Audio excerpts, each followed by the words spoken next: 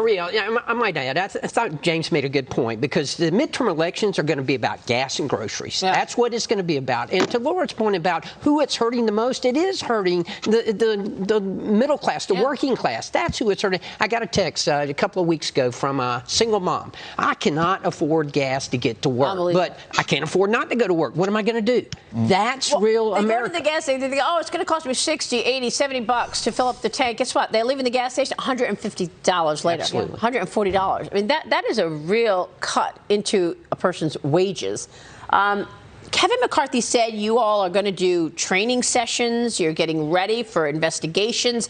What are you doing to change all of this as you look ahead to the potential win in November? What we have is a commitment to America. We have task force that are getting together now, and talking about the economy, talking about healthcare, talking about big tech. All of these are things that we want to be ready to go when we take control of the House in January. We're not going to just wait until we get there. We want to hit the ground running. That's why we're doing this. We're going to have the commitment to America. We're going to have our policies. We're going to roll them out in the first 90 days. Now, when you're walking around and you see your colleagues on the left, I mean, is there conversation the way there used to be? I mean, do they understand what you're trying to do? Does AOC understand economics? No, she does not understand economics. I can assure you of that. She majored in economics in college and didn't know how the unemployment rate was calculated. Remember, the unemployment rate's so low under President Trump because people are working 2 jobs. Hello, that's not how it's calculated. But, I mean, is she directing Joe Biden? She doesn't know it, but is she directing him? Well,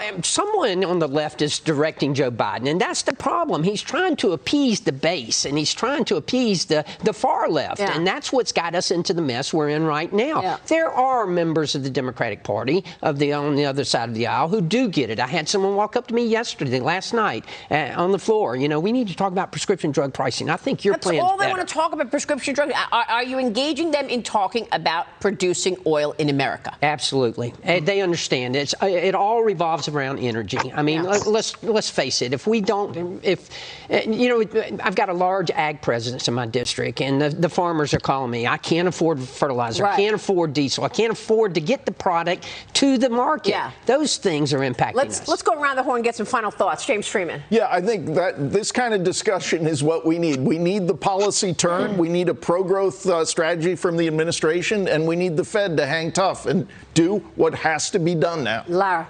I mean, I think it's just so sad. We've seen the photos and the video of Joe Biden overseas in the Middle East. He's about to go to Saudi Arabia and ask them for oil when we could be producing it here. We could be addressing this problem immediately, and he is not willing to do it because, as you're saying, Congressman, he is, bowing down to the far left in the party, and it's hurting Americans. Andy Puzder, what's your final word?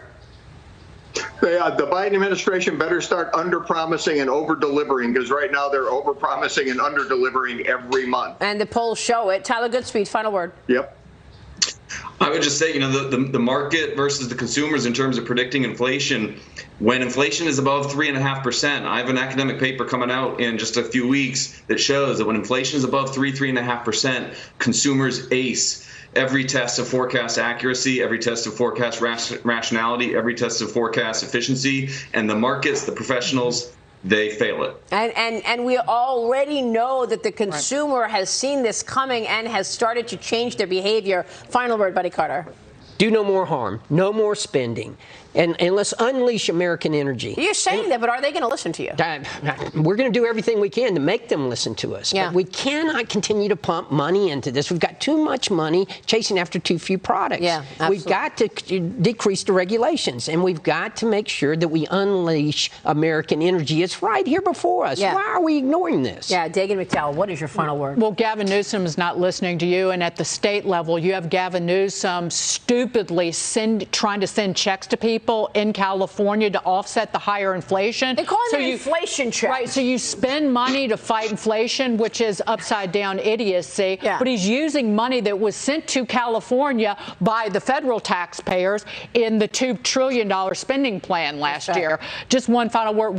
We're telling the American people right now what they already know. They're in pain. Their wages are falling straight because of Washington's morassy, and their wages are not keeping up with inflation. So America is poor. Yeah, and we should also point out that the Federal Reserve is watching all of this, and they will continue this rate rising cycle. 75 basis points in 2 weeks, perhaps another 75 basis points in September. That's just making borrowing costs that much higher and that much more expensive. So you're not just paying for all your goods, but you're also paying a lot more for the loan, for the mortgage, for whatever you want to do in terms of borrowing. Mm-hmm.